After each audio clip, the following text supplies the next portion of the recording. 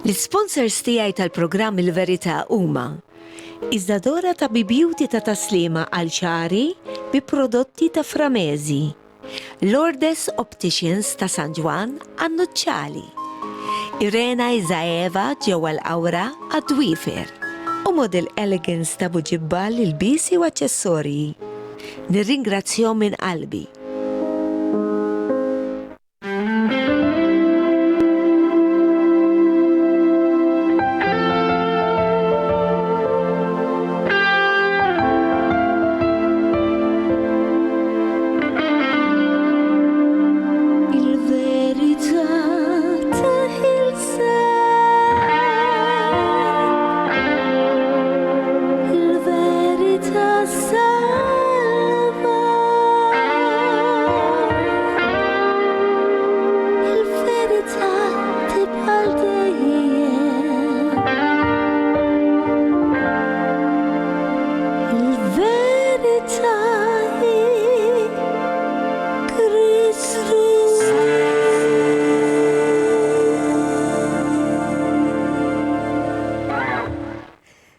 Felicien Brinkat nilqakom f'dan is-salott ta' F-Living Channel għal programm Il-Verità.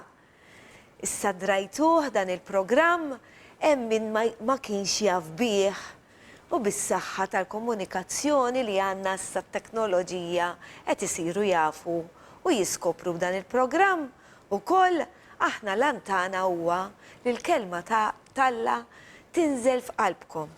Għax hija importanti ħafna għalikom, benefiċċju għalina kif hija għalina. Imbagħad intom x'tażlu jekk ma tridux taċċettawha jew le. Infakkarkom li għandi l-paġna tiegħi fuq Facebook li hija Il-Verità, issibuha b'hekk u wkoll qed intella dawn il-programmi fuq YouTube.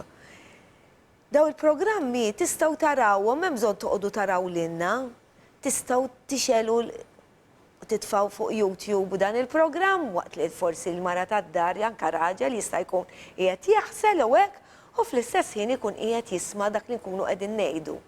Ġifieri ħin minn hemm u minn hawn għal kollox insibu, mbagħad għall-kelma talla ma nsibux, nippruvaw nagħmlu mill-aħjar ħalli għalina stess.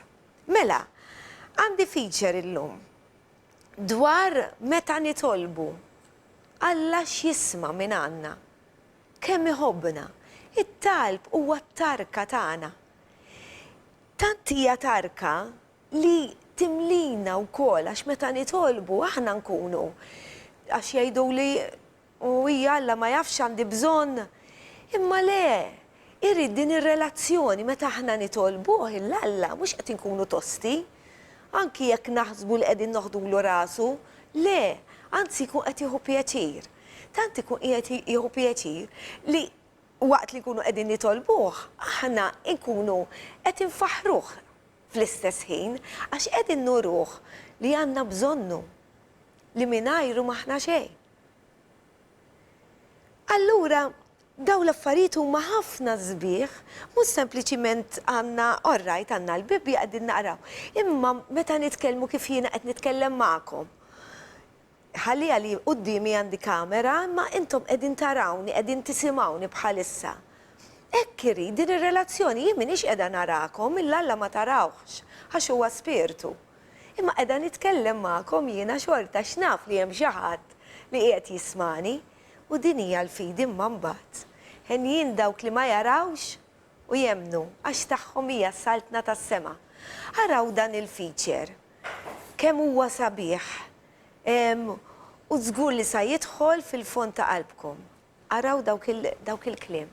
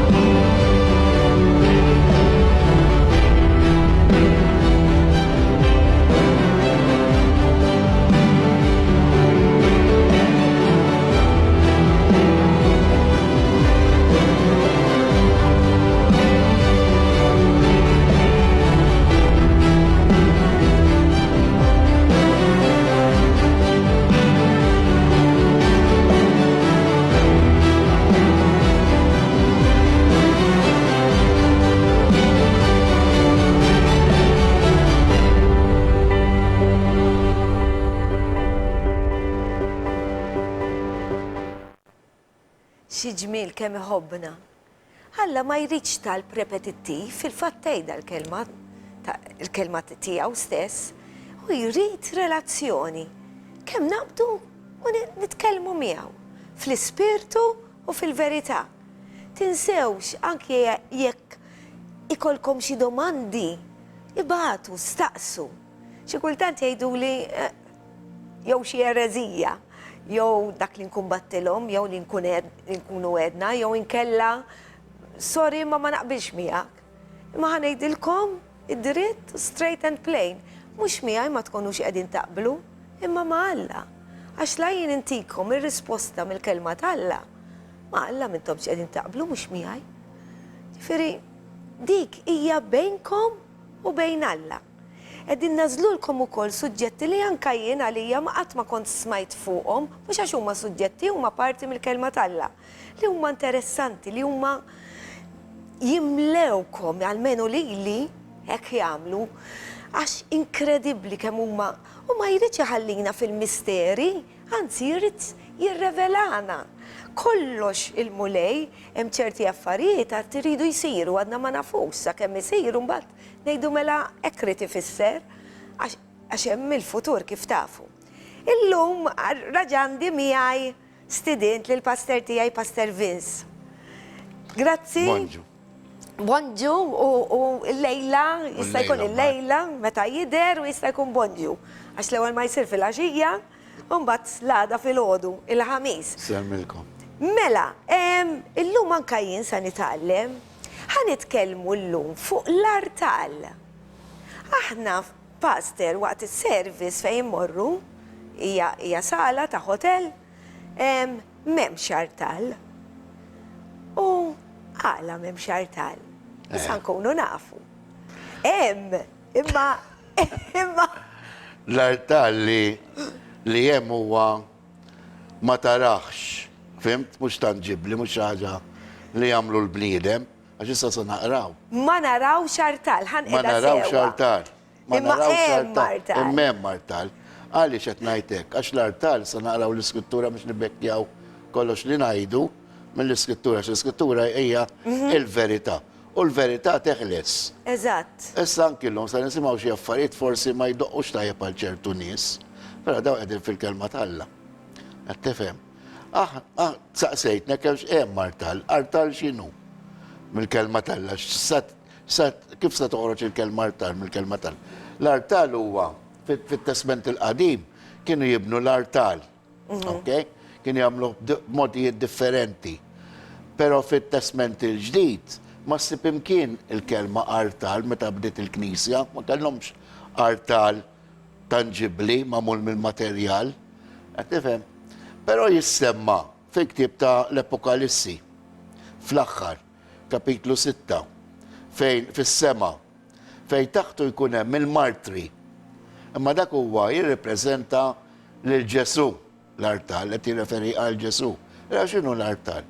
L-artal skont l-iskrittura u f'Efesin u ħanaraw kliem ieħor għaw skrittura oħra.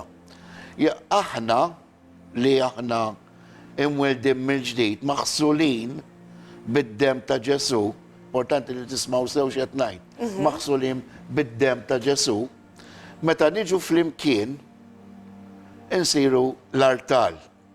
Aħna wkoll, he? Għaxan fil-iskrittura ta' Pietru għajdidna aħna ġebel żgħir niġu flimkien studjajni għadi ta' Viva, ma jetna mill-lek. U niġu flimkien.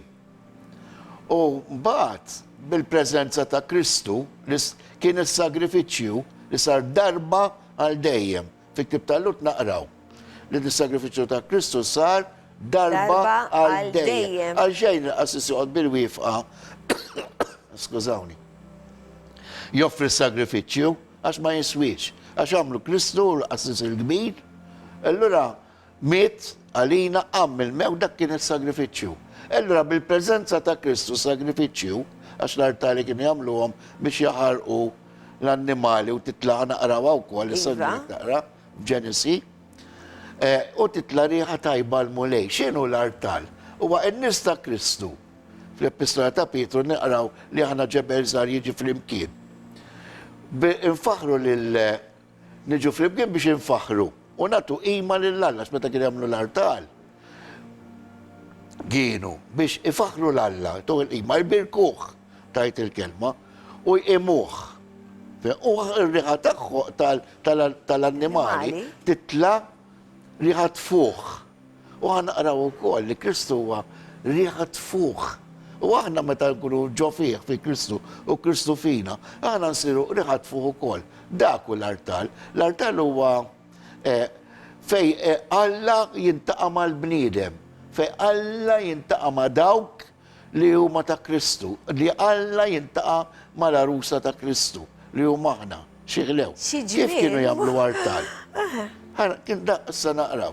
Naqraw storja f'Ġenesi, kapitlu 8. Mela, le. Vers 20. Għaw storja ħela, għu kan naraw.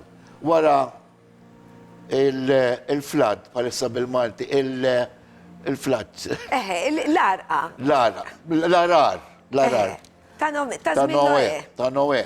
Meta l-arka inkaljat, poġġet fuq montanja, fetaħ l-arka ħarġu l-annimali, ma qabel ħarġu l-annimali, għażel, Noa. Annimali notfa, ma naqraw x'kienu. Xiġifieri notfa, perfetti, ma kellhomx difett, kif suppost ikunu, mingħajr difett ta' xejn, ġifieri għażel la safar u kellu rixa tal-asfur minn ġwie miksura ma kienx jagħmlu. Fim kollox perfetti, l-Alla jrid il-perfezzjoni. Għax Kristu kien perfett. Daw jippreżentaw id-del ta' Kristu. Ta' Kristu. Ġifieri kien perfett mingħajr dnub. Għamel artal u ħaraq daw l-annimali. Ħanaqrawa. Ġifieri da wara l-arar, wara l-flood bl-Ingliż. Ok, ġifieri il-flood kien hemm. Il-kelma tal-la tajt li kien hemm l-arar mondjali u ġifieri storja vera. Ta' din ukoll mondjali. Kullimkien. Mela, vers 20 minn Ġenesi kapitlu 8. U Noe bena artal lil-mulej. Lil-mimniħ, lil-mulej. Uħa minn kull annimal safi u minn tajr safi u offra sagrifiċċju tal-ħruq tal-artal. Fuq l-artal. Fuq l-artal, jien qarajta ħażin. Mela, offra sagrifiċċju tal-ħruq fuq l-artal. U l-mulej xam ir-riħa ħelwa. Di sabiħa wisdi. U oġbitu. Xam? Ir-riħa Għalix, ħelwa. għax beda jfaxħal il-mulej, ringrazzja il-mulej, leħel isom. Fimta beda jimu u jfaxru. Bl-Inglis najdu, praise and worship. Illa dakkax kien għat jirringrazzjax, no għak il-raġel talla, tip ta' panna, għalek għaddam mill-arka, għat nibdan l-istoria, ma naslu għat. U maddaw minn Mamudija, fimtem ħafna fajċi fisser, l-arka ta' Noe u għaddaw mill-arka. Imma hija storja vera. Storja vera. Għax għadhom ġrat. għaw min jgħid li jgħid li mhux veru. Namlu l-kelma tal-lambat. Mela, ġibda vers 21 fil. Mela, u l-mulej xam ir-riħa ħelwa u oġbitu. U l-mulej qal f'qalbu. Ma nerġax iżjed nisħet l-art minħabba l-bniedem. Rajta, l-art kienet tiġri tajba, perfetta, u l-art ġiet kif ġiet imħabba d-nub tal-bniedem, d-nub tad-diżobbedjenza. Għax qalb il-bniedem miġbuda għal ħażen sa minn ċkunitu. U ma nerġax iżjed naħba tal-ħlejja ħajjin kollha bħalma għamilt. Ġifiri dan il-mulej. Mela x'għamel Noa, benartal, sewa, biex iġib il-preżenza tal-mulejn għalli jfaħru. Kif kienu jibnu l-artal? Għandi l-istawek ta' min għamel l-artal. Naħseb biex nidħlu fil-font, jaqblidna naddu reklami u mbagħad inkomplu ħalli nidħlu fil-font.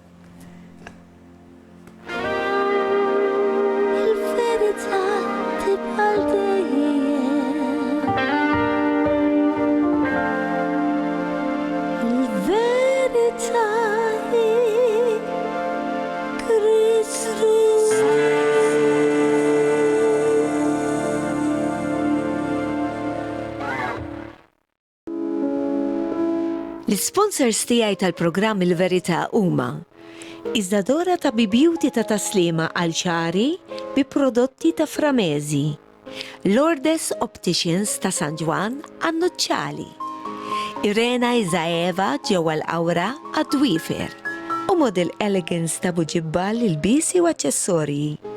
Nirringrazzjahom minn qalbi. Il-verità tibqal dejjem.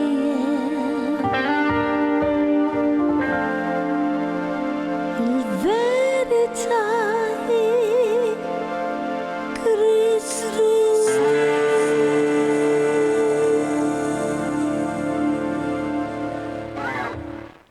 Mela nilqakom għat-tieni parti tal-programm Il-Verità li llum is-suġġett tagħna huwa dwar l-artal. L-artal x'inhuwa? U qegħdin nidħlu mill-iskritturi kif x'kien ifisser waqt it-Testament il-Qadim u issa wkoll mindu di Ġesu fostna xi jfisser ukoll. Ġifieri l-artal biex ninkompli fuq xi jkun għalina huwa aħna dawk li huma maħsulin bid-dem ta' Kristu mamdin li nobdu lil-Ġesu, ma' Ġesu. Fim biex għandna nkunu fwieqa tiftakar li Kristu sar is-sagrifiċċju tagħna, miet u qam il-mewt. Dak l-artal, Ġifieri aħna miegħu. Elisna, aħna miegħu. U il-preżenza tal-Ispiritu Santu. Kont se ngħidilkom qabel morna għal-break. Hemm ħafna mlu artali, anki dawk li ma kienux Kristja għaw jemnu fil-falla tal-lut. Imma dawk kien jagħmlu mal-allat tagħhom u Alla riedu differenti. Ħannaraw x'in id-differenza ukoll. Qed tifhem ma rridx in-nies jagħmlu bħalma għamlu kienu għadhom kien mill-Eġittu għax qed tifhem huma Alla għallhom biex jagħmlu t-tabernaklu kien hemm l-artal hemmhekk kien magħmul mill-bronz imma mhux qed tifhem bad daka studju ieħor. U ma rridhomx jagħmlu l-istess, għax Alla jur, ma jridx dak li jaduraw l-Alla tfolot bl-istess mod naduraw lilu.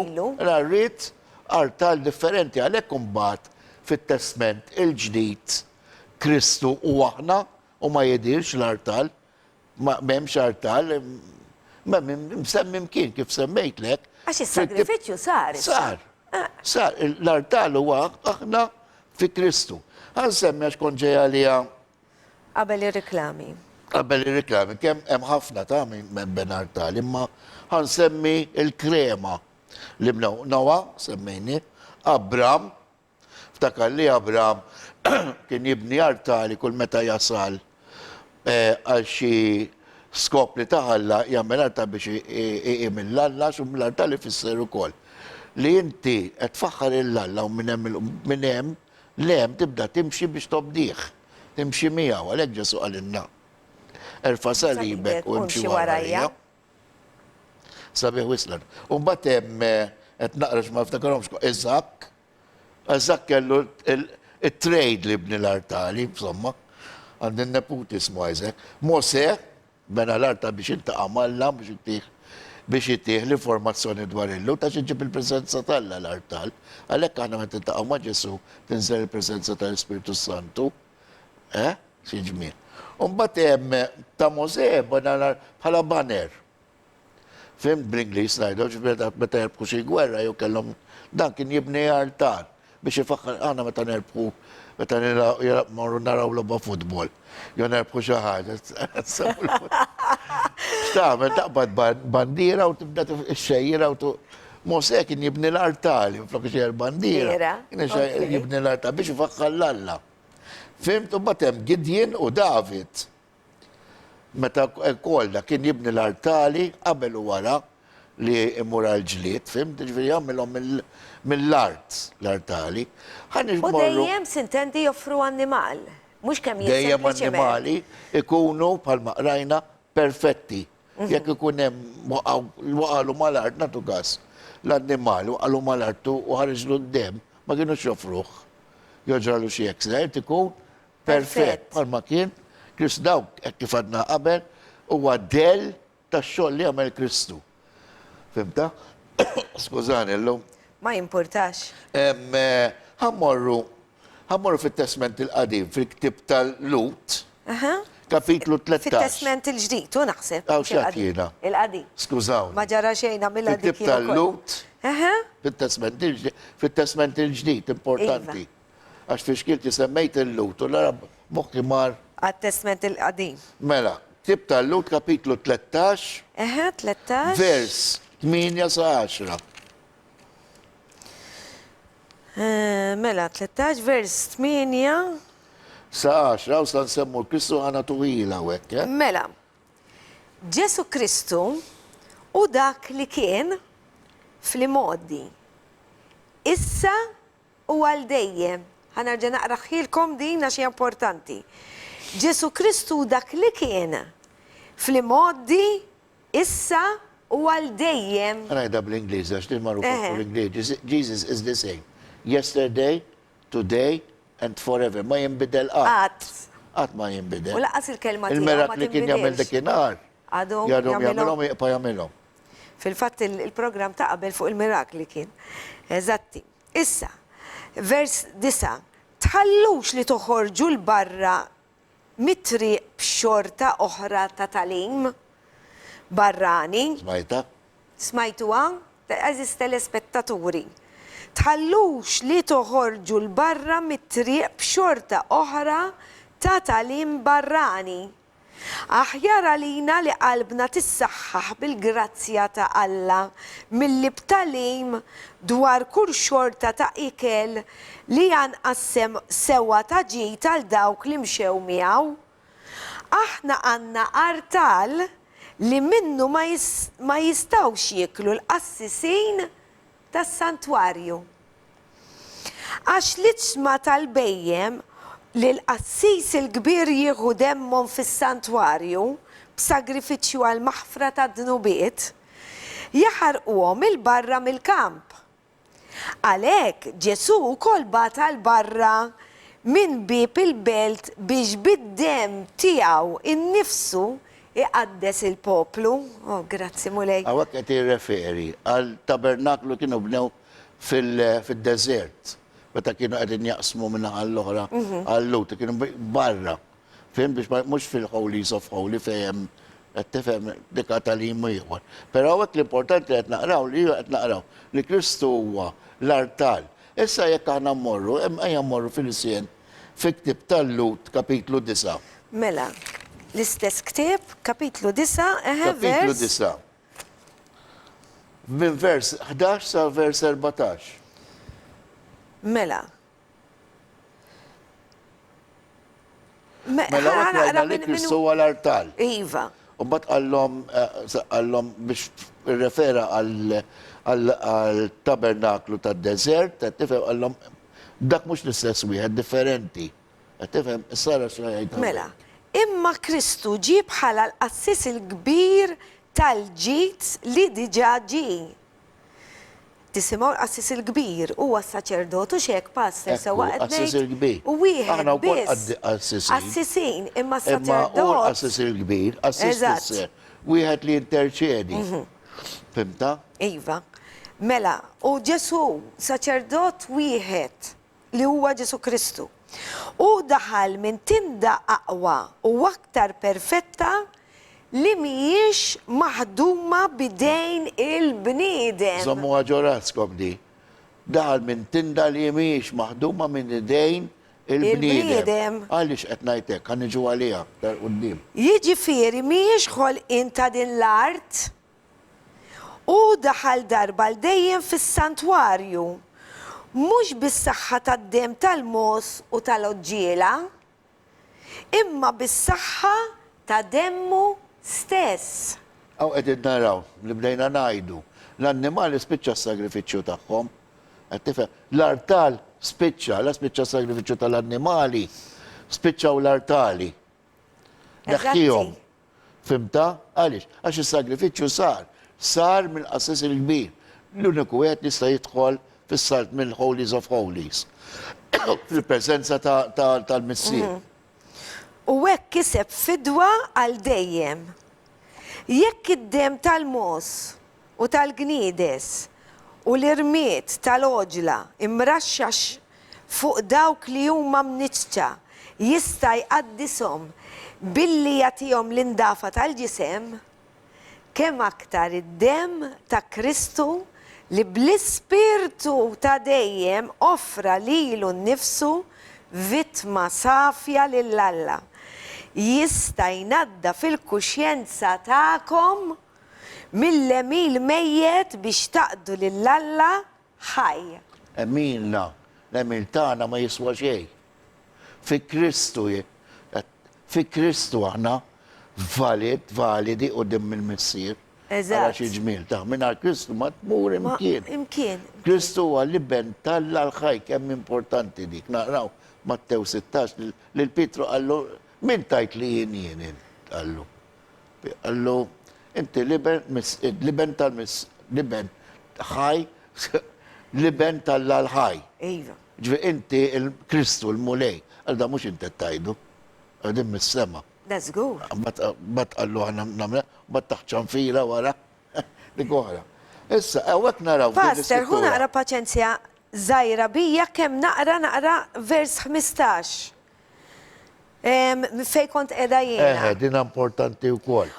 U għalek u medjatur ta' pat ġdid, medjatur xie tfisser, ġifiri dak, li wassal it-telb tagħna. U bis jista' għaxu jiet kullimkien fl-istess. Għawek jgħid. U il-ħaj u li sa jismana. Għawek jgħid fil-skrittura. Rabta ġdida. Mela, testament ġdid, mela. Testament il-ġdid. U dak u l-artal. Tifhem, dak ħaj, l-artal ma mux tal-ġebel. L-ġebel mejjet. Eżatt. Ma ima stax nifimaw minn nejt li għaw tempjiet mimlijin. In-nies jiġu ma' Kristu, għalek għana nkunu open. U kull fejt nejjot li jita miġburin fismi jien nkun fil-prezenza tagħhom, dak l-artal, fejkun hemm in-nies ta' Kristu, ma' Kristu. Dak huwa klim Ġesu, għax peress li qed ma jridhomx l-artali, ma jridhomx. U sa naqraw iktar, ġifieri. Nażgur. Mela, għejd li fejn ħammorru mela issa? Issa ħammorru għala. Fesodu. Mela, narġaw għat-testament. Għal-testament il-qadim. Fejem il-kmandamenti u koll. Mbatt nerġaw nimorru f'żom subajk fuq tip tal-lut. Esodu. Mela, ħammorru Esodu kapitlu 20. Iva. Ok. Versit 22 sa 26. Versit 22. Mela. U l-mulej għall il-Mose. Dan jgħid lill-uliet Izrael, intom rajtu li jien kellimtkom mis-sema. La tamlux ħdejja għall-lat tal-fidda. Issa daħ jgħidilhom hawn biex jagħmlu artal u kif se jagħmluh. Ara kif introduċa kliemu, l-introduction tiegħu ma' Mosè. X'ma jridx, bat qallhom xi jrid. X'ma jridx. Mela, la tamlux ħdejja għall-lat tal-fidda u la tamlux għall-lat tad-deb.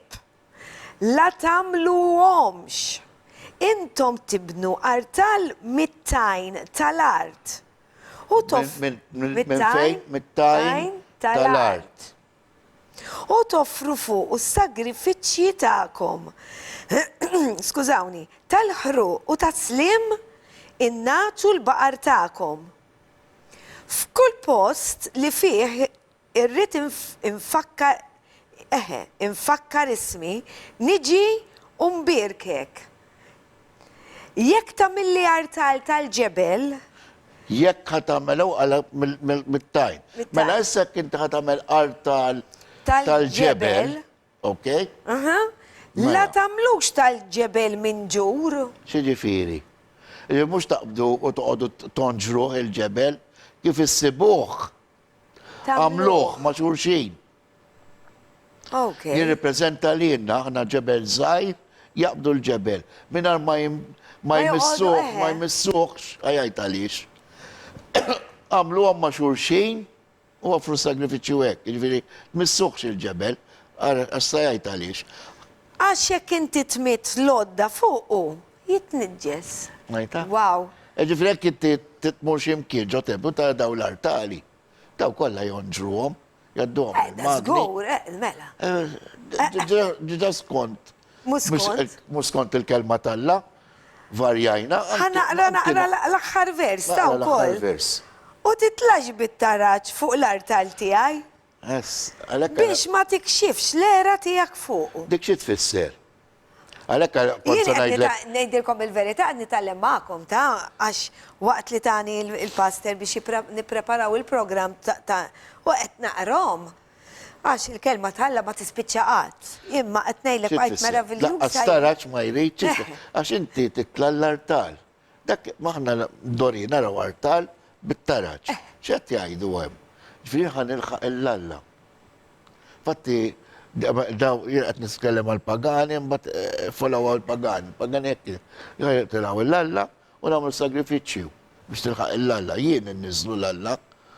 Mux u jrid jinżel fina bl-spirtu għaddis. Il-taraċ ma jridux.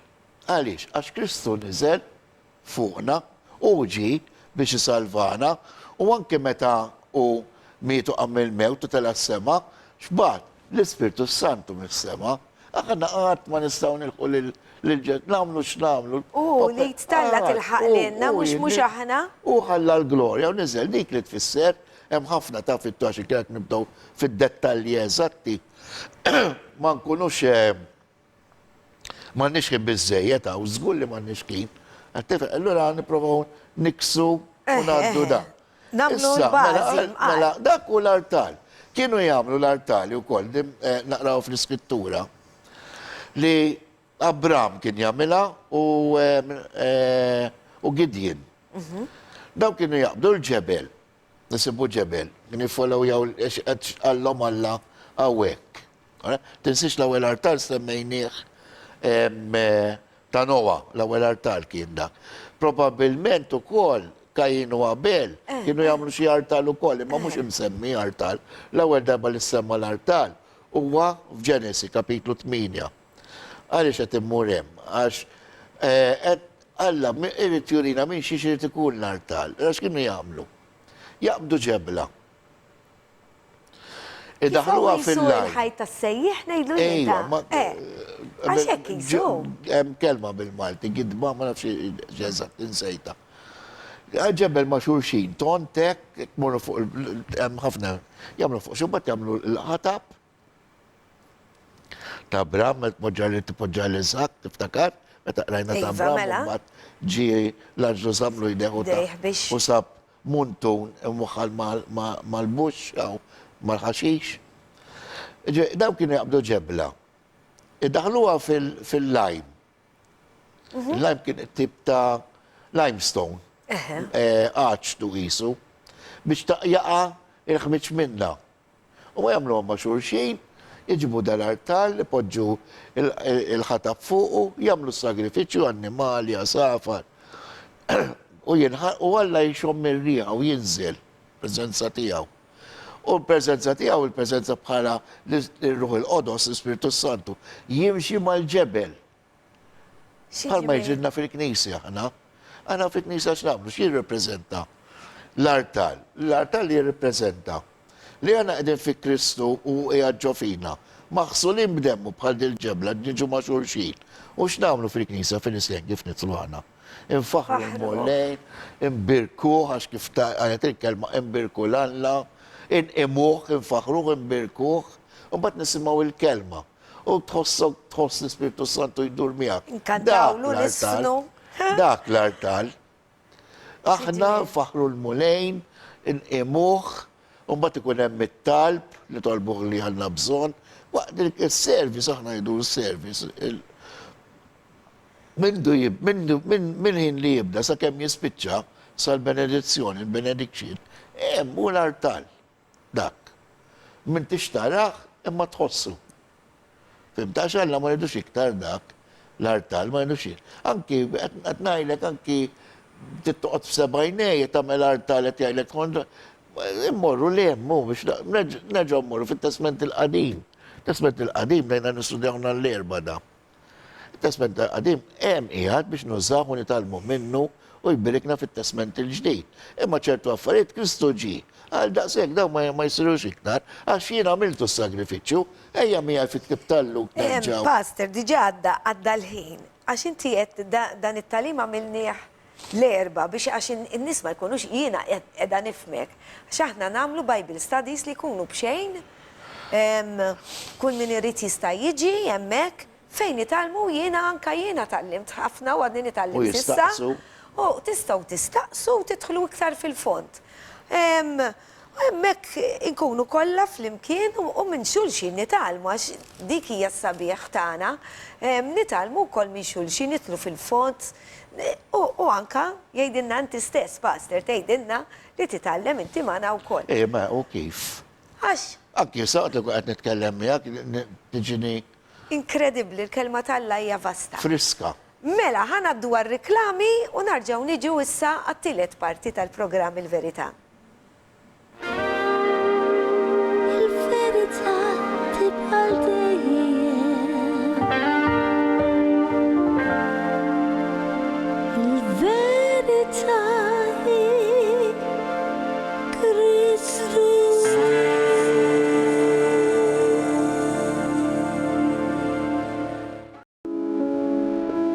L-sponsors tiegħi tal-programm Il-Verità huma Iżdadora ta' Beauty ta' taslima għal ċari bi prodotti ta' Framezi, Lourdes Opticians ta' San Juan għannuċċali, Irena Izaeva ġewwa l-Awra għad-Dwifer u Model Elegance ta' Buġibbal il-bisi u aċċessorji. Nirringrazzjahom minn qalbi. Il-verità tibqa' dejjem.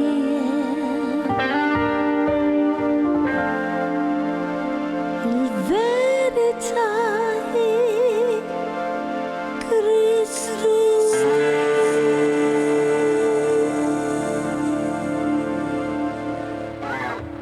Il-verità hi Kristu verament idħobb ngħidha din. Xi ħadd bat li Pastor. Li dan li jiena mhux qed ngħid il-verità dan għax huwa programm reliġjuż. Il-kelma jiena dan huwa naf li mhux programm reliġjuż. Dan għalhekk ġejja informattiv dwar il-kelma tal-Alla. Għax reliġjoni hija parti mill-kelma tal-Alla mbagħad miżjuda u mnaqsa mill-bniedem. B'hekk semmejtu l-verità u għax Ġesu stess qal li huwa stess huwa l-verità.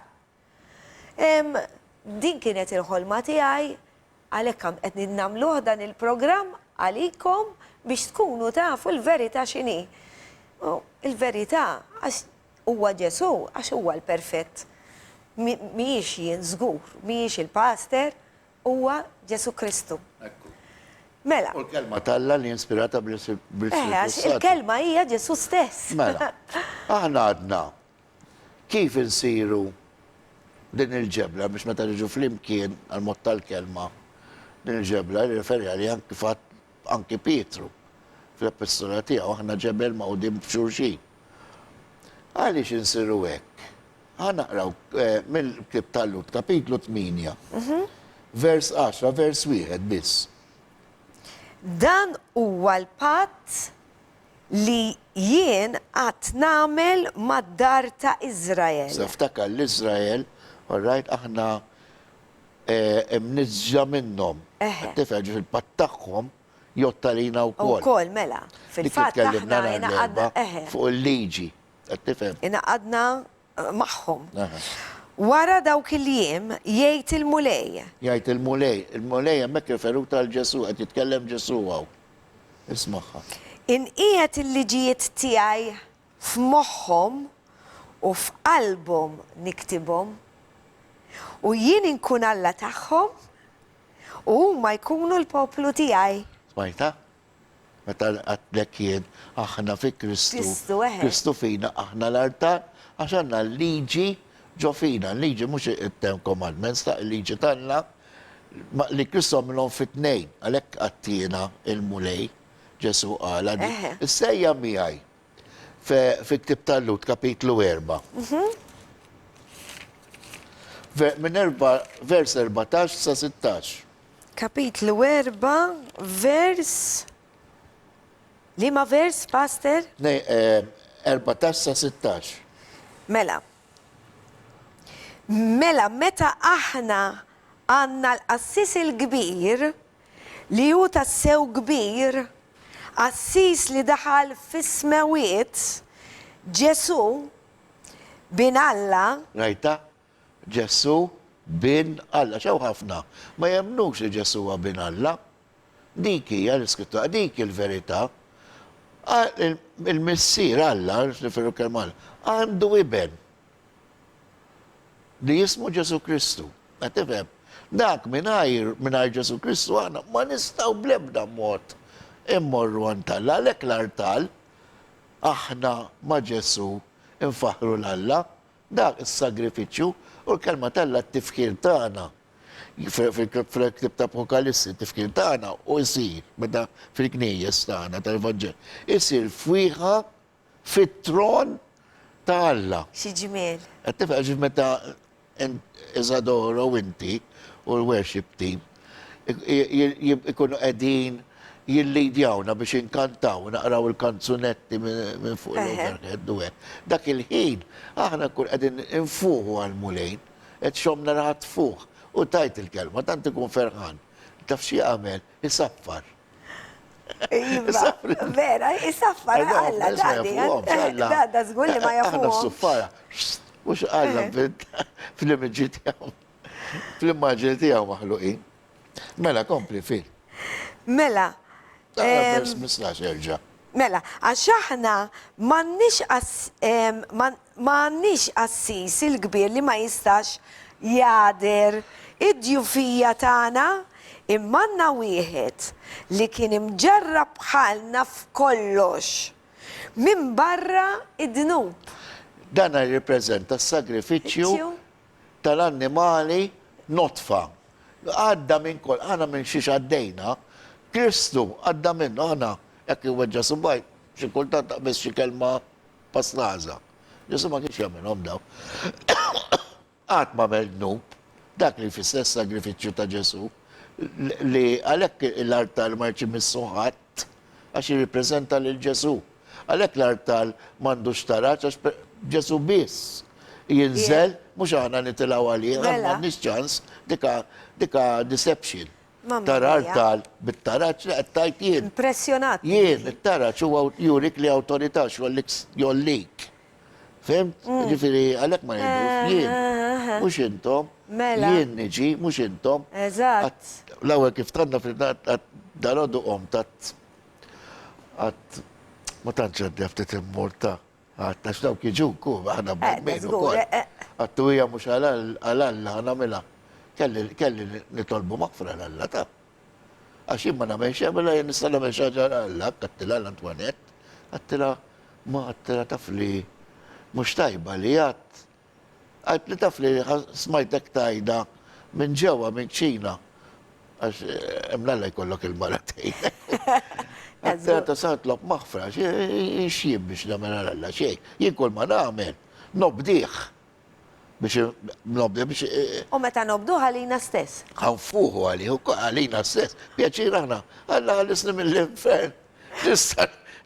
Nistamilu xie pjaċir l-Alla, jol mulej, Ġesu, jol l-Ispiritu Santu, nobdiħ għalija stess u għal-ħattijħor, palma għed namlu dal-program. Fimta għalija stess u għal-ħattijħor. Mela l-Alla għandu bżon. Bżon xej, mandu bżon. Jina tana grazzja li ħelisna mill-infern. U l-lum, qabel kont ninten. U d-dimalla, l-lum infuħ, għakket ma neħaslux. L-Ispiritu tagħna li namlu aħna, ifuħ. Ma jridux l-antik, spiċċa. Dak l-antik, mux qed ngħid tat-testament, qed ngħid tal-artal u s-sagrifiċċju. Dak spiċċa. Madu, semmejnija fi ktib tal-laqas il-qassis, għalfej qed tal-qassis kull jum joffri s-sagrifiċċju. Kont sajt tal-laddejqu, ma għallajla ma daqx għazi kasom. Daw l-affajda għaddi fil-kelma talla ta' ħanaqraw kapitlu 4. ħanaqra di 16, għax din għalina u koll. Fej kont edha naqra.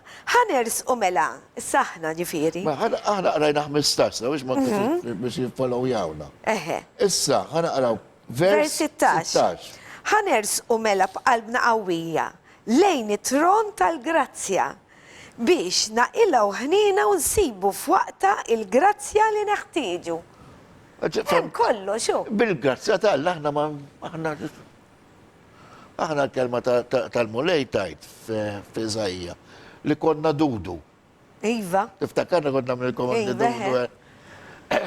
Dudu, taf minn dudu taf xaminna. Prinċpijiet. Mela. Biex nirġu tron, inti tarom il-prinċipijiet meta jmorru għant il-re. Jmorru għant il-re, jafu li ħajbirikom. Aħna l-istess, sirna prinċipijiet. Naf li Alla ħajbirikni li. U mux tal-li birik, tal-li proteġini. Imma bil-grazzja tijaw biss, jien ma nista' nagħmel xejn. Xejn. U ħaddieħor xejn. Ħadd ma jista' jagħmel xejn. Laqgħa disir mejtin xejn. Diġà sar minn Kristu. Diġà jien li għandi bżonn sar minn 2000 sena ilu. Għal xejn l-artal. L-artal huwa it-tifkir lill-Alla llum. In-nies talla fi Kristu ma' Kristu. Nixtieq naqra din l-iskrittura ra. Qabel ejja, Filippini, ktibta Filippini. Ammorru hemmhekk. Kapitlu 2, vers 5. Mela, kapitlu 2, vers Galatin Filippi. Fissin. vers 5. Ija, bin 5 sa 11. Alright. Ħatara minnu Kristu. Mela, di sabiħa, di tispiega kollox eżatti. Mela, aħsbu bħalma kien jaħseb Kristu Ġesu. Tista taħseb bħala Kristu Ġesu? Iwa, għalek intikom l-iskrittu. Għax u poġġa l-liġi ġo qalbna. Illa poġġa l-liġi li ju wettaqa, jien, ħanaħseb fih, ħanaħseb bħal. Bħalu. Għax inkunu nafu, xinu tajjeb u ħaġa waħda, ħazinu. titkun fih. Eżatt. Mela, isimaw għadi kemm sabiħa. U li għat li kellu n-natura ta' Alla, ma għax fittex tiegħu li hu daqsalla. Iżda xejjan li l-nifsu, billi ħan natura tal-sir, sar jiġbaħ lil-bnedmin u der minn barra bħala bniedem. ċekken li l-nifsu billi obda sal-mewt, anzi sal-mewt tas-salib.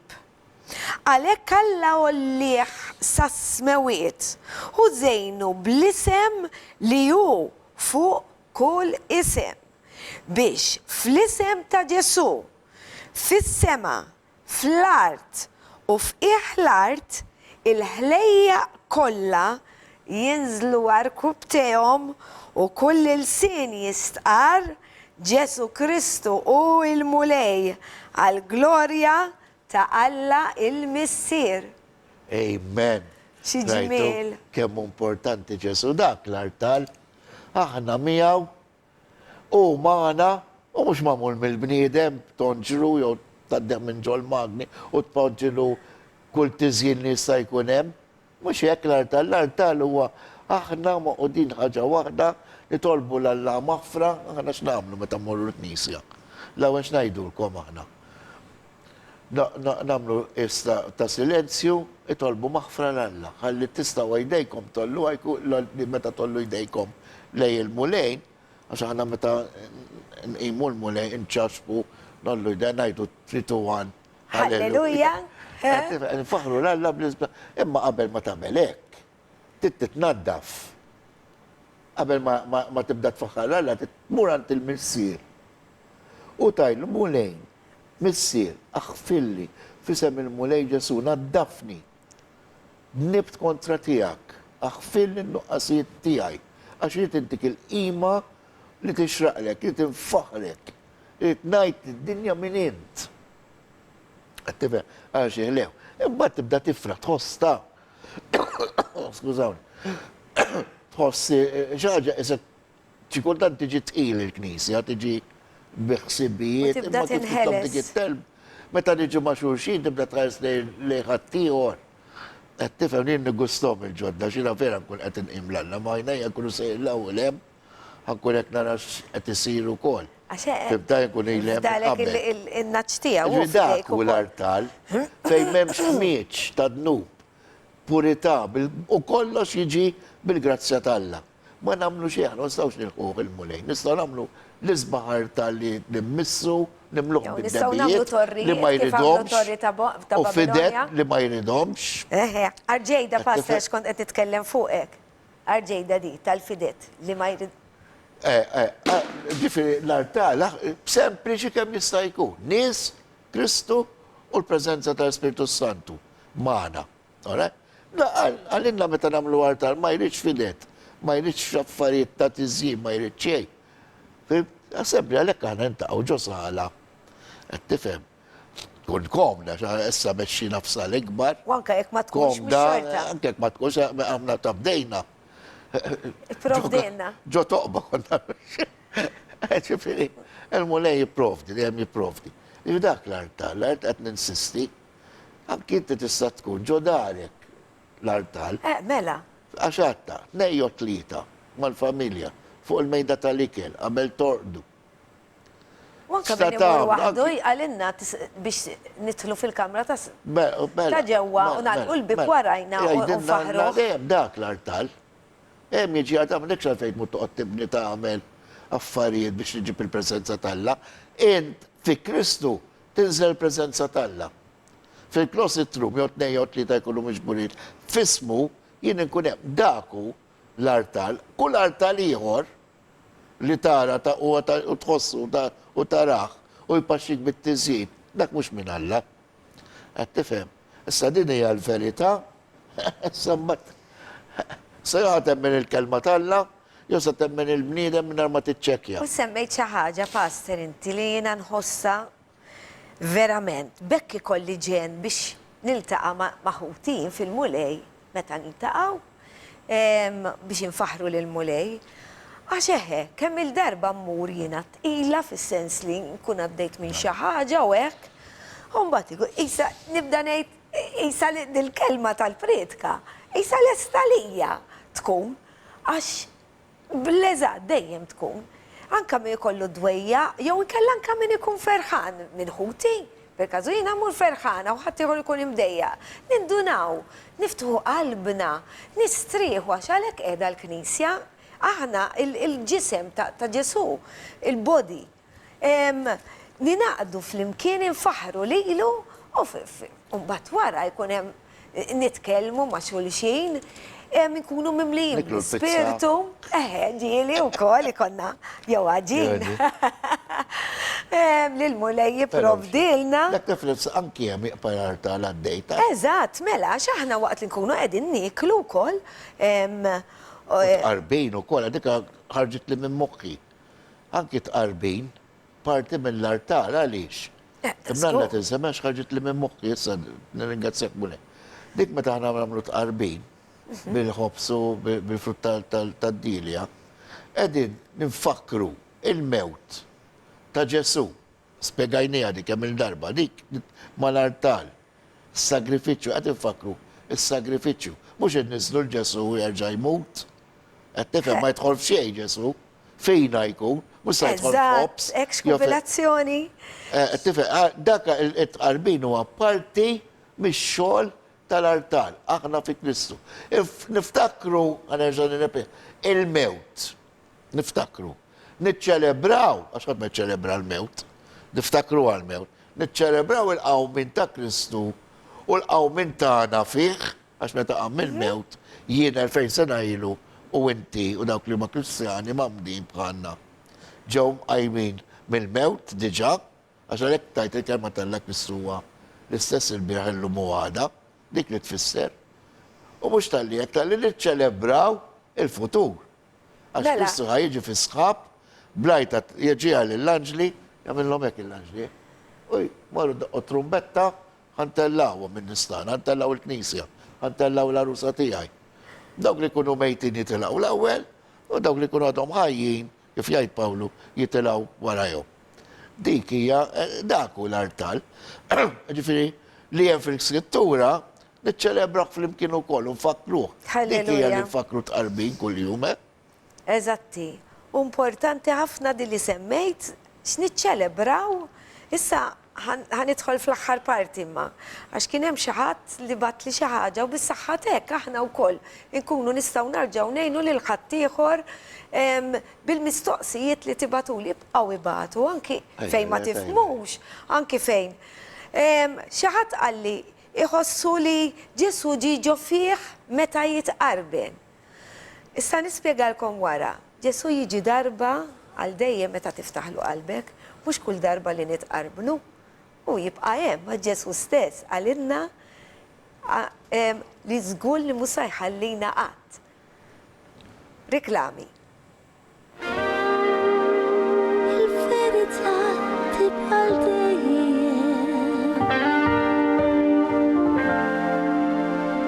Il-verità hi Kristu.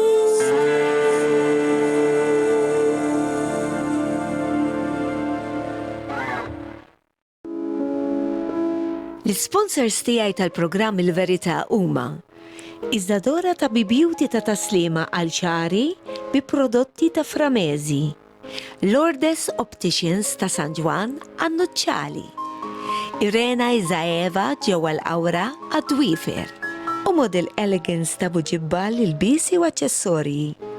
Nirringrazzjahom minn qalbi. Il-verità tibqa' dejjem.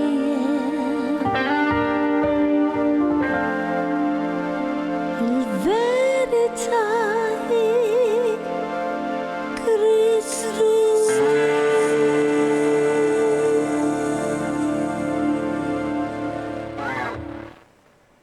Wasalna l-aħħar parti tal-programm Il-Verità li bħalissa qegħdin diskutu l-artal x'inhu li huwa aħna flimkien ma' Kristu.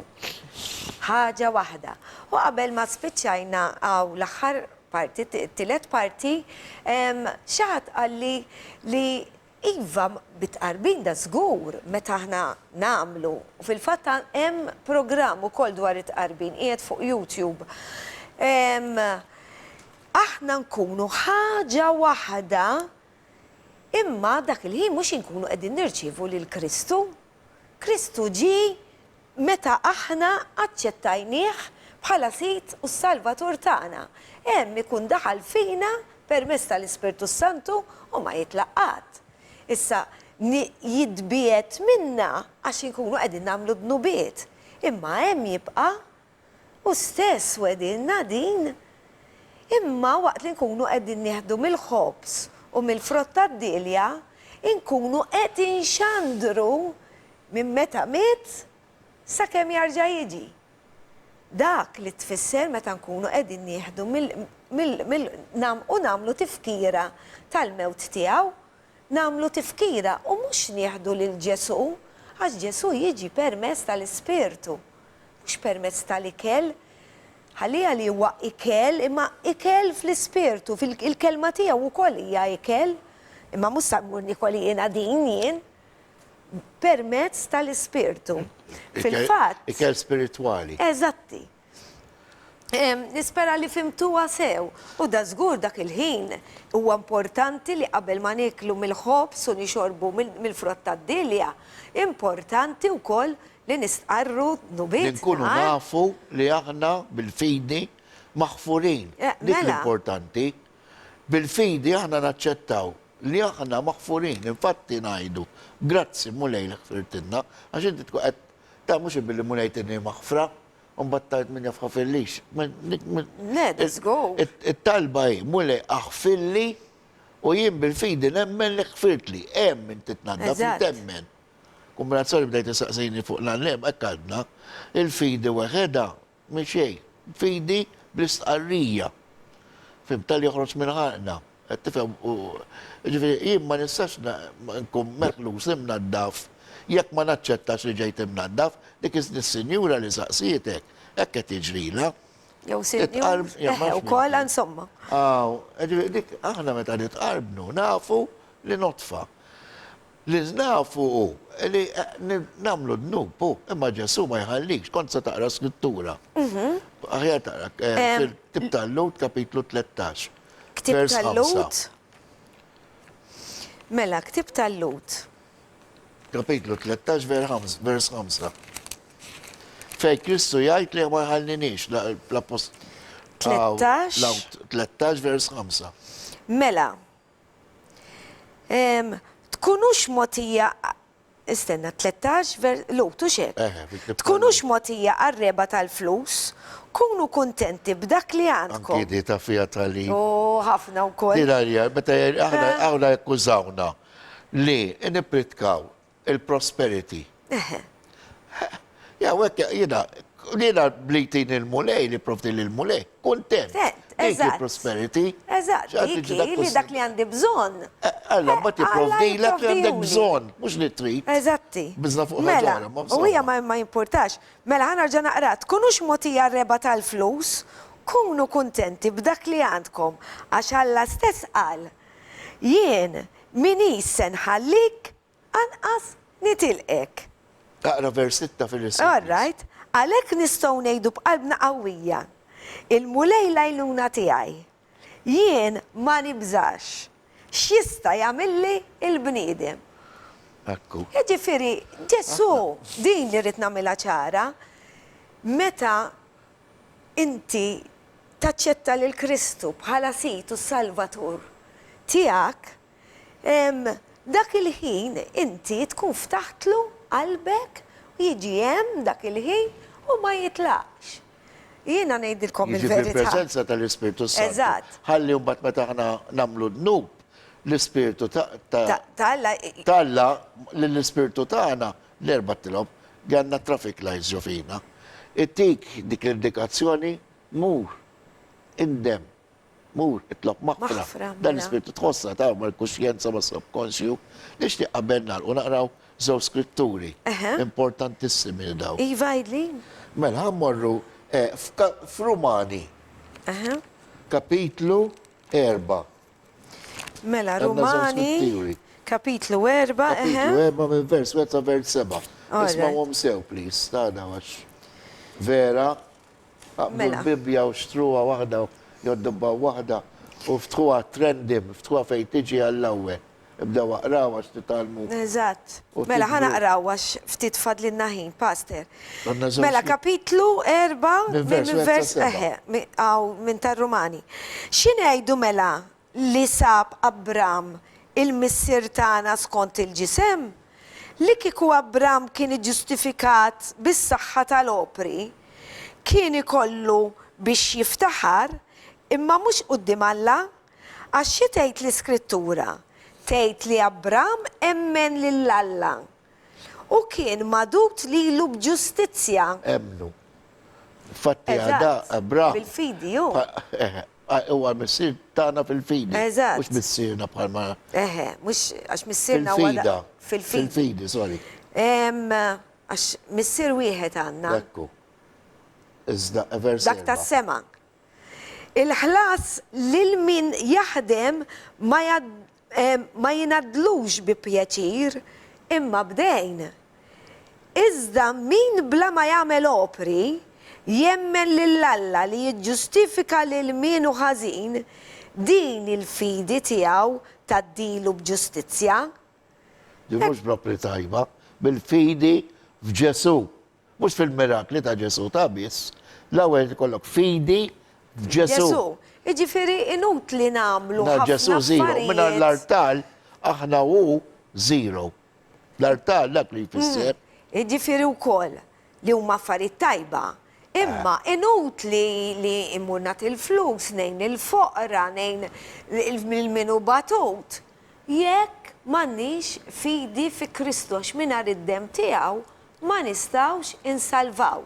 Għax anke min ma jemminx jagħmel ħafna opri tajba, imma aħna sammorru il-ġenna mhux bis-saħħa tagħna, imma bis-saħħa ta' Kristu. Diki, u għax ftit fadlinna xi żewġ minuti. Mela aqra l-aħħar biċċa. Ejdli. Sa' seba. Nibqa' sejra? Sa' seba. Ok. bħalma u kol. Ekku kol David jgħid kemm hu ħin il-bniedem li Alla jqisu b'ġust mingħajr l-opri. Ħin jadawk li dnubietom maħfura u ħtijietom mottija. Smajta? Ġifda għed jirreferi għal mottija qabel. Issa Qabel, maħfurin. Għamorru fit-tib ta' Titu. Iva? Titu għaktib qabel Rumani. Ok. Qabel, sorry, il-lut. Il-lut, Iva. Eħe? Vers 3 minn għalija u x'pastor? Vers 3, le, kapitlu 3, vers Aw, kapitlu 3, vers Kapitlu 3, vers 5. 5. Mela. Unal u għaw. Uj. Nixtieq talba u kol. Iva, mela. U salvana bil-ħasil tat-twelid ġdid u t-ġdid tal-Ispirtu Santu. Mux mimħabba l-opri tajba, arġajna, li stajna milnaħna, iżda minħabba l-ħnina tijaw. Dan l-Ispirtu u xerdu bil-kotra fuqna b'Ġesu Kristus Salvatur tagħna biex bis-saħħa tal-grazzja tiegħu nitqazzu u nsiru werrieta tal-ħajja ta' dejjem skont it-tama li għandna xi ġmiel. Għara vers 4, l-ewwel vers 8. Vers 8. din. Din il-kelma żgura. Issa fil-diktija, jaw. Eħe. Din hija kelma tal-verità. Ek edha. Tajjeb. Mela, aħna u rajna biex nalqu taħt peċin namlu l-programm. Anka jien. Bħal dejjem, għax tiskopri. Imma ndaħlu għagġu rasna, lebda opri tajba li namlu aħna musa salvana. Lebda xogħol minn naħa tagħna musa salvana. Aħna fi Kristu Alla jirrikonoxxu li namlu aħna. U jberikna tal-li jagħmlu hekk. Alla jridna nintaqgħu fl-imkien, niġu fl-imkien, nitolbuh maħfra, qegħdin nemnu fis-sagrifiċċju ta' Sina Ġesu Kristu li huwa s-Salvatur tagħna u Alla jxomna ifuhu. Għax ma tajx talba miegħi u ma fil-isjen. Illum. U titolbu kuraġġ il-mulej biex taqra l-kelma tiegħu u titolbu kuraġġ. Iċ-challenge jagħna għalina bħalma kemmlu l-Berejani li qegħdin ngħiduha veru, mhux xi kelma talla. Il-Bibja waqra, fittex li qegħdin ngħidu iċċekkja. Tħallux min jitħaq bikom. Alla ma jitħaqx bik. L-Ispirtu Santu ma jitħaqx bik, l-Ispirtu Santu imexxik. Kristu ma jitħaqx bik, mieta għalik u kull ma jrid talba hekk kif ħan nitlob jien, sempliċi, fi klibkom, u Missir Qaddis, grazzi. L-lum erġajt smajt il-verità. Il-verità li teħlisni, ħelsitni mill-liġijiet tal-qadim, ħelsitni mill-art tal-mamul mill-bniedem, imma poġġejtni fuq artal mamul minnek mulej, minnek bissieħ, minn ibnek u mill-knisja tiegħu li aħna huma. Għalhekk mulej nixtieq li taħfir li n-nuqqasit tiegħi kollha u naf li inti ħfirtli. Inti s-salvatur tiegħi. Mill-lum l-qoddim, inti s-salvatur tiegħi. Missir Qaddis. Kull meta jkolli bżonn wedek li niġi qudiemek permezz ta' Sina Ġesu Kristu u nitolbok li għandi bżonn. Għax naf li inti sa tismani. Tismani għax tismani mill-mulej tiegħi, is-Salvatur tiegħi, Sina Ġesu Kristu. Fisem il-mulej Ġesu tlob dan. Amen. 3 to 1. Halleluja. Mela, ħanalqu bil-kanzunetta miktuba minn Ruth Warnes, waħda mill- Iva, Ruth oħtna fil-mulej, kompożizzjoni tiegħi. Din ommi meta għamilt il-mużika dal-klim ispirani wis, għax titratta dwar it-tluħu l-inżul tal-ħajja tagħna imma dejjem hemm Kristu. U fl-aħħar tispiċċa li meta jiena sa nkun miegħu hemmhekk mhux se jkolli tluħu nżul, imma sa nibqa' nfaħru għal dejjem ta' dejjem ta' dejjem. Amen.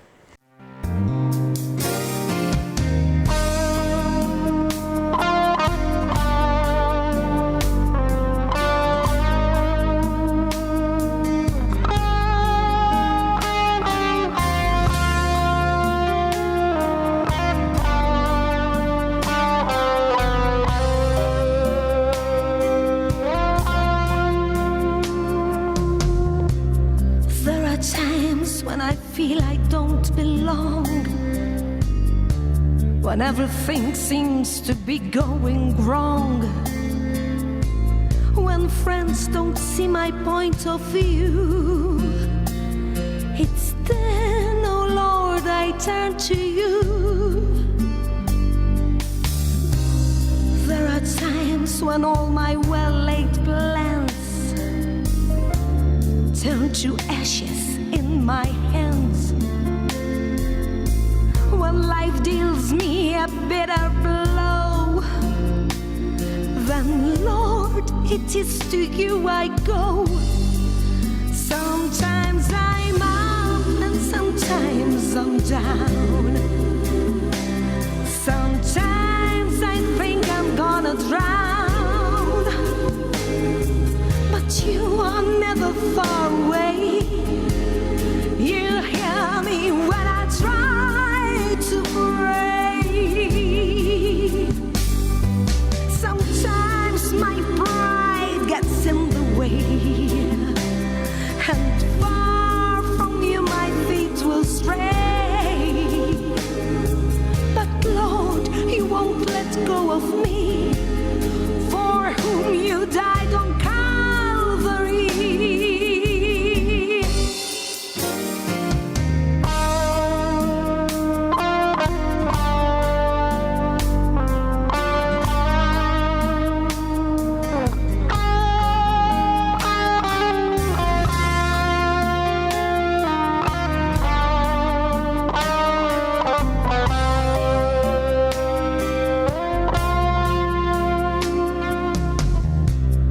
There are times I have no energy, and life is closing in on me. But when I feel my faith is weak,